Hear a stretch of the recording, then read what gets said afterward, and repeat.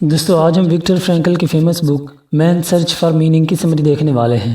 یہ بک ہمیں سکھاتی ہے کہ کیسے ہم اپنی لائف کے ریئل میننگ کو پا سکتے ہیں اور ایک بامقصد زندگی جی سکتے ہیں۔ آتھر کہتے ہیں جس انسان کو اپنی زندگی کا مقصد پتہ نہ ہو وہ زندگی میں ہمیشہ ڈپریشن اور سٹریس کا شکار رہتا ہے، کیونکہ جب تک آپ کو اپنی ڈیسٹینیشن کا پتہ نہ ہو آپ ادھر ادھر بھٹکتے اور ٹھوکریں کھاتے رہتے ہیں۔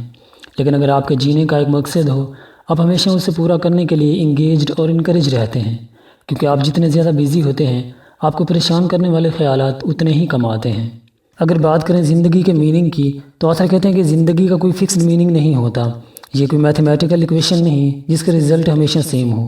آپ نے خود اپنی زندگی کو کوئی میننگ دینا ہوتا ہے۔ زندگی ایک شپ کی طرح ہے اور آپ اس شپ کے کیپٹن ہیں، یہ آپ پر ہے کہ آپ اسے کس ڈائریکشن میں لے جاتے ہیں۔ اب یا تو آپ کی لائف میں پہلے سے ایک مقصد واضح ہوتا ہے، ایسے میں آپ کے لیے چیلنج ہوتا ہے کہ اپنے اس مقصد پر پرسسٹنٹ رہیں، حالات جیسے بھی ہیں آپ اپنے ویژن سے پیچھے نہ ہٹیں۔ یہاں پر آتھر نے اپنی اگزامپل دی ہے کہ ورلڈ وار 2 میں جب ہٹلر نے بے شمار لوگوں کو کنسنٹریشن کیمپ میں ڈال دیا تھا تب آتھر بھی انہی لوگوں میں سے ایک تھے۔ آتھر کہتے ہیں ہمیں ہماری فیملی سے دور کر کے قیدی بنا دیا گیا، تب میں نے آس پاس کے دوسرے قیدیوں کا جائزہ لیا، ان میں سے اکثر سٹریس اور پریشانی میں تھے اور اسی سٹریس میں کئیوں کی موت بھی ہو گئی۔ آتھر کہتے ہیں مجھے وہاں پہ جینے کا حوصلہ ملا میری زندگی کے مقصد سے۔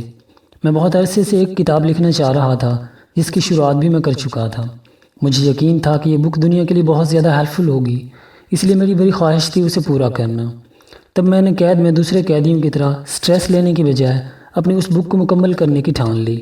حالات سے بالکل بے فکر میں اپنی بک لکھتا رہا، چونکہ میں بزی رہتا تھا اس لیے پریشان بھی بہت کم ہوتا تھا۔ آخر وہ دن گزر گئے، ہم صحیح سلامت وہاں سے رہا ہو گئے۔ تو آتھر کہتے ہیں کہ یہ میری زندگی کا مقصد ہی تھا جس نے مجھے وہاں جینے اور ان حالات کا سامنا کرنے میں مدد کی۔ آتھر کہتے ہیں حالات کیسے بھی ہوں ایک چیز ہمیشہ ہمارے کنٹرول میں ہوتی ہے اور وہ ہے ہمارا ایٹیٹیوڈ۔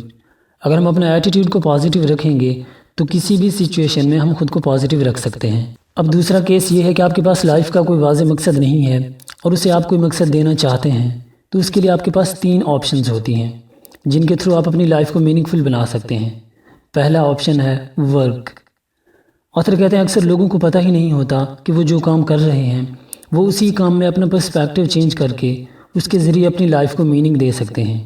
مثلا اگر آپ ایک ٹیچر ہیں تو اپنی ٹیچنگ کو جسٹ ایک جاب کے طور پر لینے کی بجائے یہ سوچیں کہ آپ اپنے اسٹوڈنٹس کو سوسائٹی میں ایک میننگ فل لائف جینے کے لیے ٹرین کر رہے ہیں۔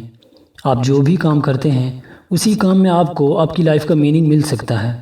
مثلا اپنی فیلڈ میں آپ کچھ نیا کرنا چاہتے ہیں یا اپنی فیلڈ میں بیسٹ بن کر ہائر پوزیشن تک جانا چاہتے ہیں تو یہی موٹیو آپ کی لائف کو میننگ دے گا اور آپ کو محنت کرتے رہنے کے لیے کنونس کرتا رہے گا۔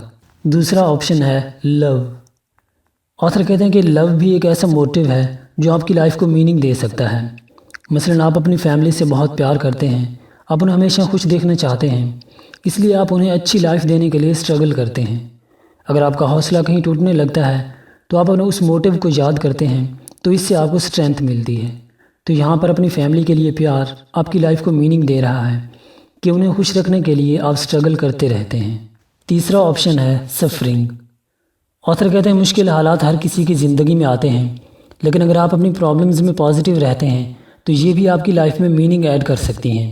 مثلا آپ یہ سوچیں کہ یہ پرابلم مجھے کیا سکھا رہی ہے اور میری کس غلطی کی وجہ سے مجھے اس پرابلم کو فیس کرنا پڑا اور میں اسے اب کیسے ٹھیک کر سکتا ہوں۔ بہت سارے لوگ ایسے بھی ہوتے ہیں جن کی لائف کا کوئی حادثہ ان کی ساری زندگی کو بدل کر رکھ دیتا ہے اور ان کی لائف کو ایک مقصد دے دیتا ہے، جیسے ہٹلر جس نے ورلڈ وار 2 شروع کی تھی۔